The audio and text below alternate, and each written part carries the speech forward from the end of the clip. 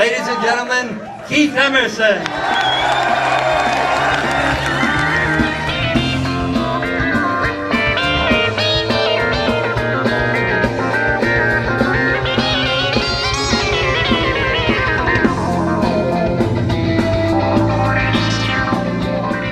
One of Keith's great talents is to approach a new instrument, a new electronic instrument, and without anybody explaining too much about it, to turn the knobs and flip a few switches to see what happens, and then immediately get an idea of how that can be used musically. Immediate, it can happen in seconds.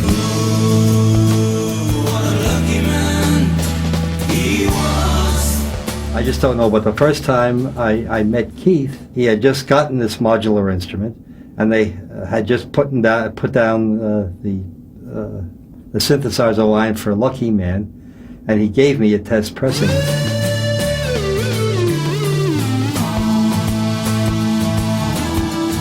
The ribbon controller was an idea that we came up with fairly early, and by the time Keith began working with our modular synthesizer, the ribbon controller was a standard product.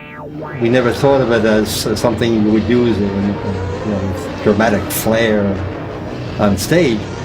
The only thing we didn't think of is what it would be like if you attached a rocket launcher to it, which is what Keith wound up doing.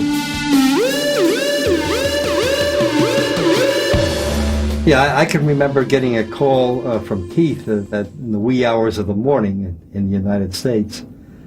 And he said he was in Tokyo, and the ribbon controller didn't work. And of course, the ribbon controller was a very important part of what Keith did on stage at that time.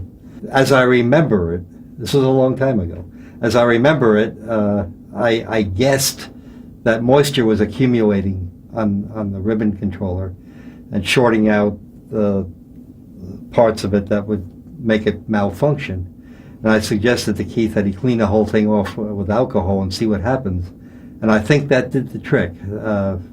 It does get very humid in Tokyo, and when you combine humidity with the salt of your sweat when you're playing and the oils from your hand, that can short out the kind of ribbon controller that we made at the time.